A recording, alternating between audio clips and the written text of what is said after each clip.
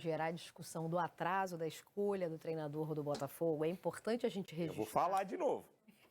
É que eu acho que já não é nem mais discussão, né? Uma discussão. Já tá evidente. Mas no começo, quem discutia isso tomava pancada. Eu vou lembrar, sim.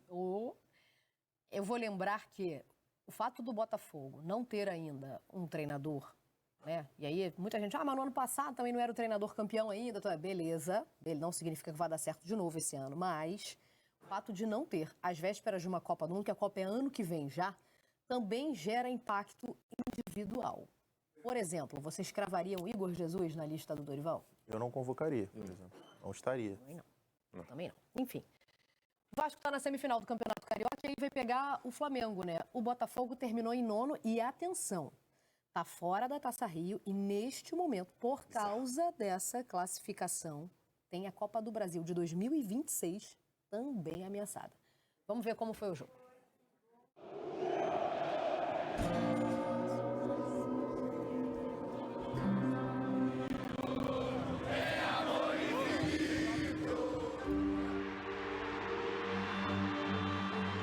Tem muita sede de revancha. A gente pode, e acreditar que a gente pode.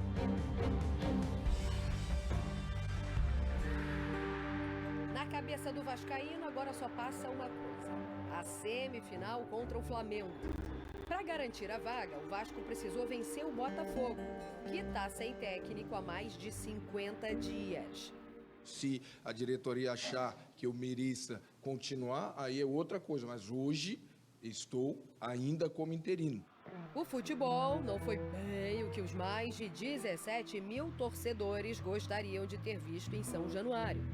Vasco e o atual campeão brasileiro e da Libertadores fizeram um jogo fraco. Mas ele estava lá de novo para decidir. Foi só dar oportunidade. Pênalti!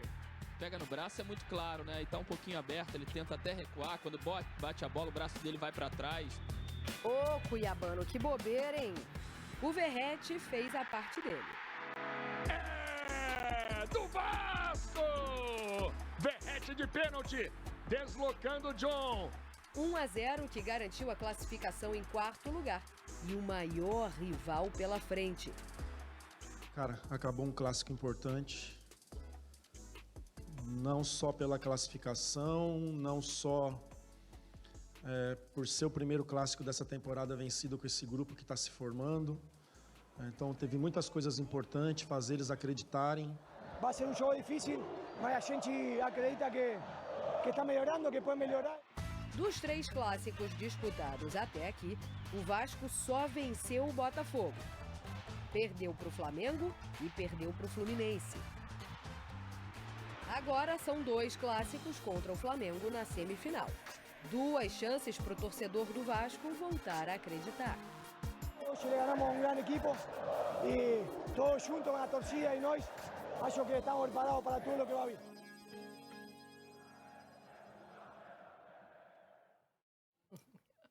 O Piratinha tá colhida, que gracinha.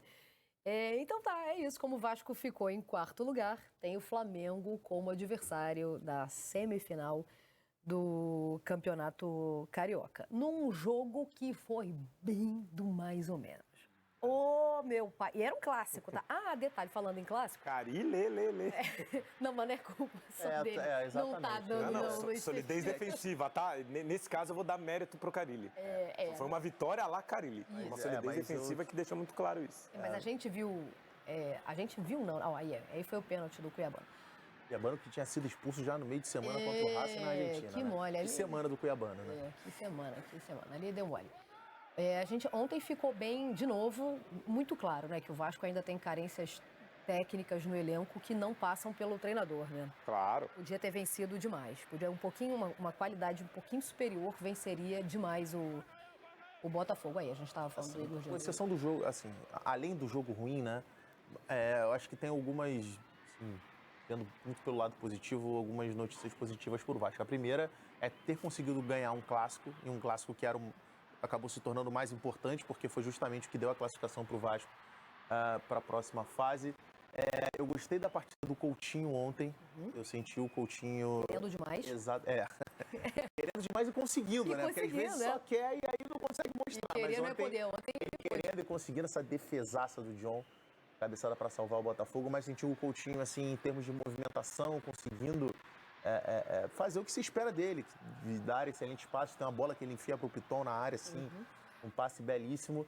Acho que são, assim, algumas das notícias positivas pro Vasco, mas é isso, ainda é um time com muitas carências.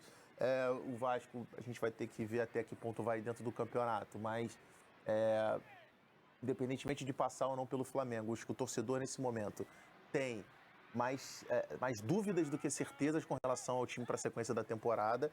E pensando no que é o campeonato estadual, que a gente cita sempre como uma pré-temporada, eu acho que o Vasco tem certezas de carências, mas tem muitas dúvidas de quem pode chegar ou como que vai formar esse time, pensando no que é o principal objetivo da temporada, que é o Campeonato Brasileiro.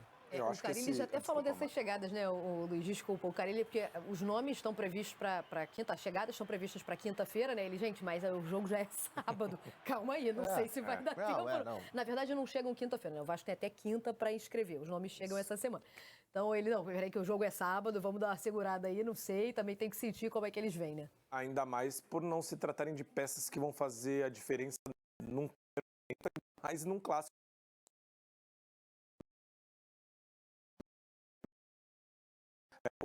Na primeira fase do Campeonato Carioca, a inoperância do Vasco, principalmente no primeiro tempo. Mas sobre o jogo de ontem, o Pedrão falou do Coutinho se sentir confortável. Acho que até uma ideia de povoar mais o meio de campo que o Carille colocou em prática ontem, principalmente com o Zuccarello, com o Hugo Moura e com o Tietê, dá uma tranquilidade do Coutinho não se preocupar tanto com a recomposição, e quando ele está na fase ofensiva, que esses três jogadores recuam para ajudar na marcação e numa possibilidade de perda de bola, o Piton abre pelo lado esquerdo. Então, quase sempre a válvula de escape do Vasco nos pés do Coutinho pode ser ou o Piton do lado esquerdo ou o Verratti para virar no pivô.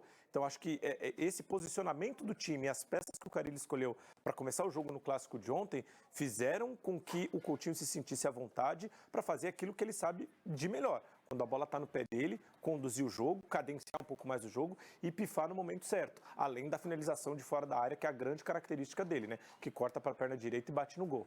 Então, acho que esses fatores, mas principalmente a estrutura do time na escalação das peças no meio de campo, fizeram com que o Coutinho se sentisse mais à vontade, e aí mais um mérito para o Carille, né? Povoar o meio de campo, você deixa o time um pouco mais sólido defensivamente falando, e é uma característica que o Carille tem e gosta, e foi criado assim como treinador, e aí dá a possibilidade de ser ofensivo para quem é ofensivo no time. Acho que esse é um dos pontos de acerto do Carille no jogo de ontem. Pois é, quando o Botafogo, as últimas notícias chegaram do Botafogo, davam conta de que Caçapa ia com time alternativo por causa da Recopa. O Botafogo tem um jogo na quinta-feira, precisa de 3 gols para ficar com o título, né? 2 leva para pênalti. E eu achei aquilo esquisito, Moreno. Eu falei, mas é assim mesmo? Eu acho Largou de mão, então? Eu acho que até pelo contexto do que... Mas não foi não, menino. Se tornou, então, mas acho que até pelo contexto do que vem se tornando esse início de temporada do Botafogo, eu acho que não tinha o direito de fazer isso com o torcedor. Não tinha, aí também é brincadeira. Exatamente. Aliás, tinha torcida do Botafogo em São Januário. Tive ontem no jogo, que era um clássico. Falei do clássico que ia chamar a atenção para isso. Vasco e Fluminense terminaram com o mesmo número de vitórias, mesmo número de saldo de gols, mesmo número de gols pró, mas o confronto direto virou critério de desempate, né? O jogo em Brasília. O jogo em Brasília. Por isso o Vasco termina em quarto. O Vasco perdeu para o Flu e o Fluminense em terceiro. Por isso teremos Flu e Volta Redonda e Vasco e Flamengo. Bom, achei um jogo para o Botafogo com a força que entrou em campo, com a força no sentido de, com o time diferente do alternativo, né? Achei um jogo bem preocupante, cada vez mais o torcedor fica chateado, porque a gente fica batendo nessa tecla, ó, quando é que vai chegar esse treinador aí, hein? No início de março a gente tem uma convocação. Isso impacta em análise de Igor Jesus. Eu não sei como a gente vai fazer para analisar o Luiz Henrique. Não sei como a gente vai fazer, porque a gente não vai Pra ver. mim, o Luiz Henrique fechou porta na seleção. Eu também acho.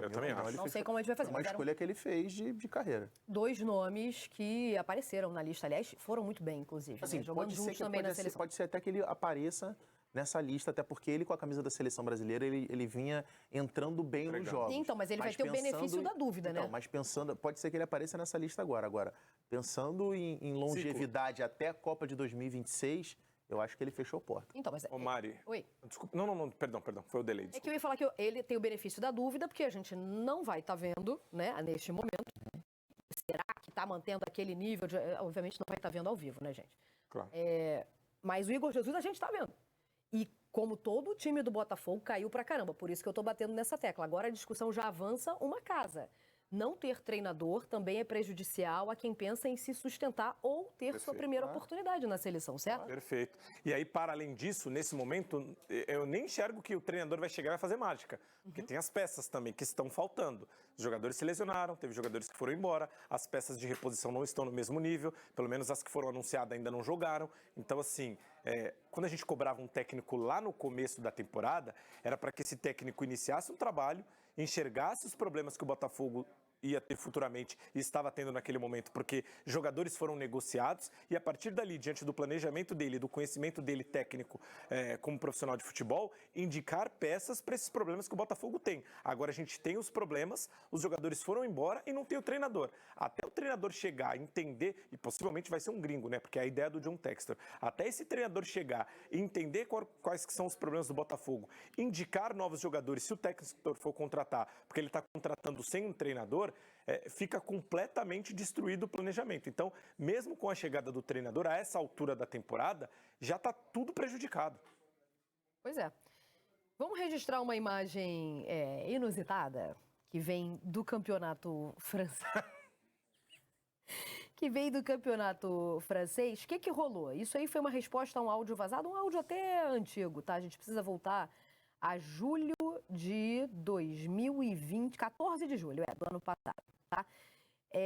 Se desentenderam o presidente do PSG, o Nasser Al-Khelaifi.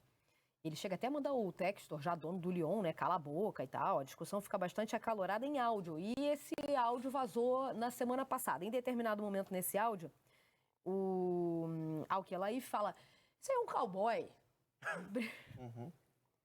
E aí o Textor apareceu assim nessa partida contra o PSG. Aliás, uma derrota, né, do Lyon, 3-2 pro Ele faz uma PSG. saudação, né? Ele entra em